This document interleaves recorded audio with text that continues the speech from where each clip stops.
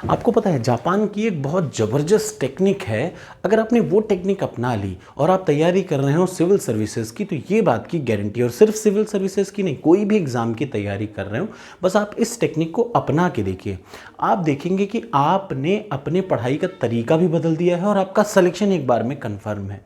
पहले मैं बता दूं क्या कहती है ये टेक्निक। है ड्रिफ्ट टेक्निक। कौन सी? Drift, DRIFT।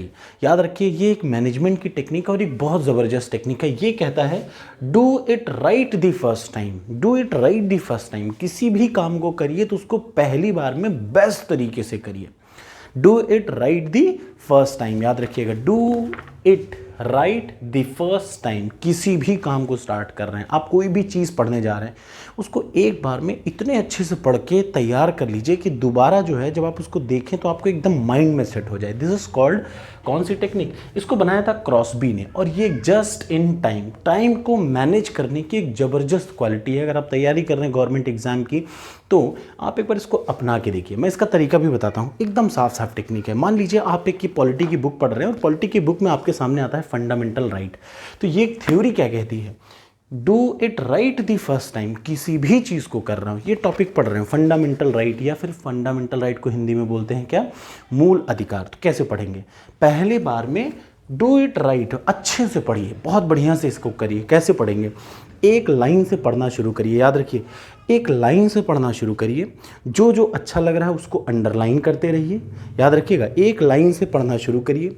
एकदम किताब ले लीजिए हाथ में, एक तरफ से पढ़ना शुरू करिए।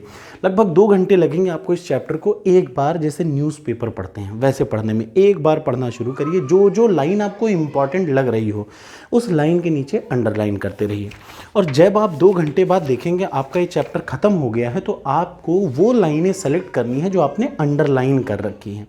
बस एक पेन उठाइए और एक कॉपी उठाइए और क्या करिए, सिंपली तौर पे जो जो अंडरलाइन कर रखा है उसको अपनी कॉपी में नोट डाउन कर लीजिए। वैसे तो ये चैप्टर कहा जाए तो 10 से 15 पेज का है। 10 पेज का ये चैप्टर है, कम से कम 10 पेज इसमें लग जाएंगे। अगर आगे पीछे कर लीजिए तो 15 पेज।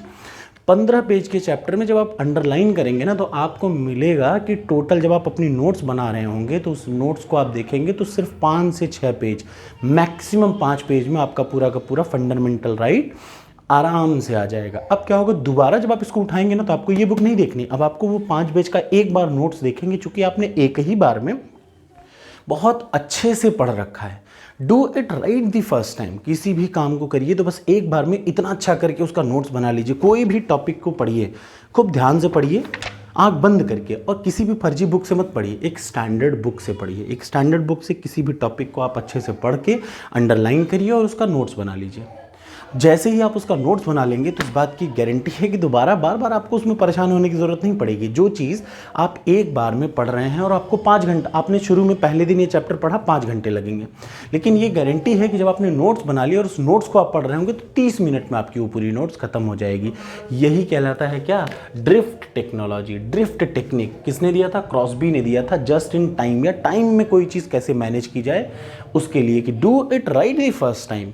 कोई भी चीज़ पढ़ना शुरू करिए, पहली बार में बहुत बढ़िया से पढ़ डालिए और उसका खूब बढ़िया से नोट्स बना डालिए। ये आपकी सफलता की सबसे बड़ी कुंजी है। Thank you so much. कैसा लगा वीडियो ज़रूर बताइएगा। और हाँ, ये एक जापान की टेक्निक है, यहाँ की नहीं है, जापान